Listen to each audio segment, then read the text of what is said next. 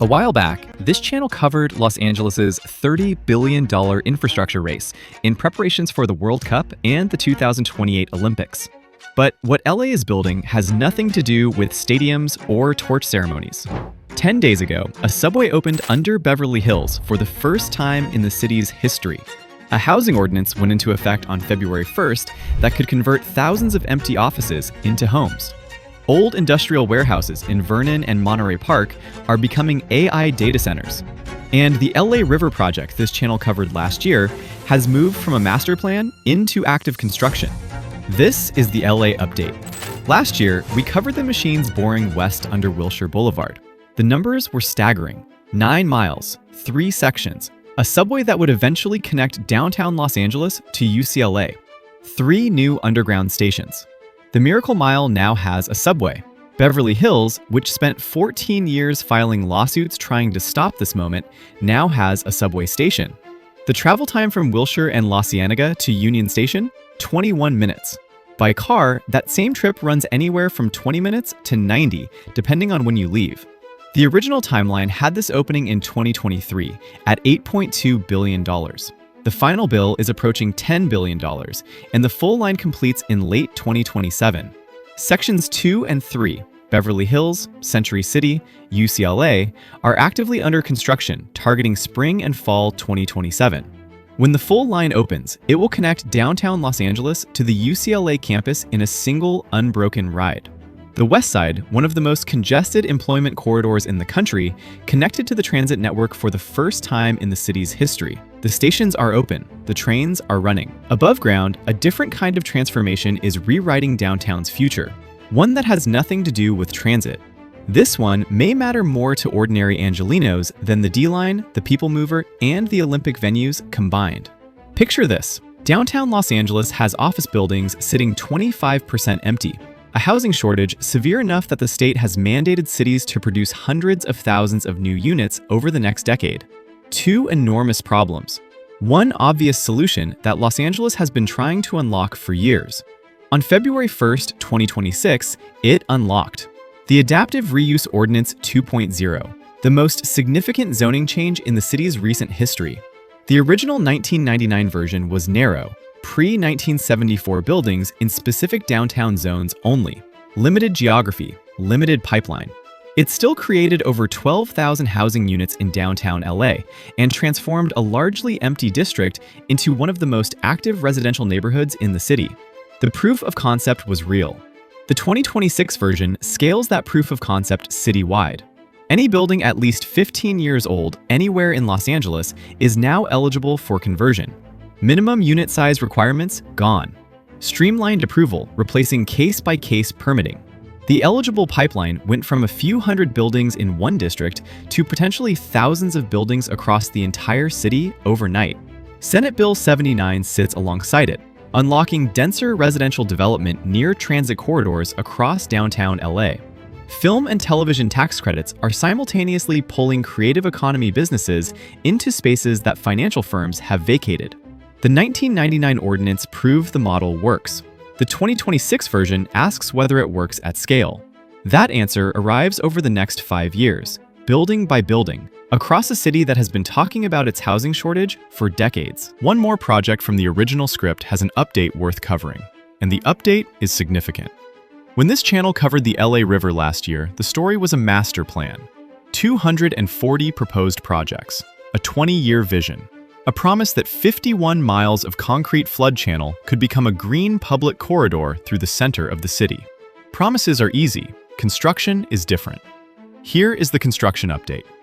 The Taylor Yard G2 project, a 42-acre former Union Pacific rail yard in Elysian Valley, is the most significant single piece of the entire master plan. A $160 million investment transforming what was previously inaccessible industrial land into public open space. Riparian habitat, walking trails, river access for communities that have been physically separated from the water by concrete and rail infrastructure for generations. The largest new park addition to the LA River corridor in years, and it is actively moving through implementation. The Army Corps of Engineers restoration plan is working across an 11-mile stretch where concrete removal and habitat restoration are possible in selected areas. returning sections of the riverbed to natural conditions for the first time in decades. A $34 million bike path connecting Elysian Valley to the Arroyo Seco is in final design, the connective tissue that turns individual park segments into a usable network. 2 years ago, the river restoration was a plan with funding. Today, it is a construction program with active sites. That gap between planning and building is the hardest part of any long-cycle infrastructure project. The LA River has crossed it. The economic modeling from the original master plan projected $2.7 to $5.4 billion in new development and 11,000 to 18,000 jobs from a fully revitalized corridor. The timeline is decades, not years, but the work is happening. The river that has been invisible for 80 years is slowly becoming the public spine it was always meant to be. Step back and look at all four together. The D line that this channel watched being tunneled is now carrying passengers. The LA River that this channel covered as a master plan is now active construction. Forget the stadiums for a moment. Forget the subway tunnels. The most consequential infrastructure being built in Los Angeles right now is mostly invisible. Blank-walled buildings in industrial zones that most Angelenos have never thought about. Data centers. Digital Realty acquired a 5-acre site near 1 Wilshire, LA's primary fiber hub where hundreds of internet networks converge, in late 2025. A planned 32-megawatt facility replacing older industrial space. One of the largest urban data center additions in the region's history, landing directly in the urban core. DataBank and Goodman Group are opening a 32-megawatt AI-ready data center in Vernon, operational December 2026, with additional capacity through 2027.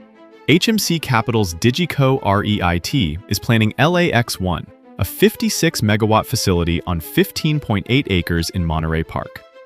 Why Los Angeles? The city sits at the intersection of Pacific submarine cable systems connecting to Asia and one of the most fiber-dense urban cores in America. The industrial zones of Vernon, Monterey Park, and the broader South LA corridor have the land, the power infrastructure, and the connectivity that AI and cloud computing require. When a tech company needs to put servers close to Pacific cable landing stations, Los Angeles is the answer. LADWP is running the largest capital program in its history alongside this wave, upgrading transmission lines, substations, and distribution infrastructure to handle data centers, EV charging, and building electrification, all competing for capacity simultaneously. The AI economy may look weightless on a laptop.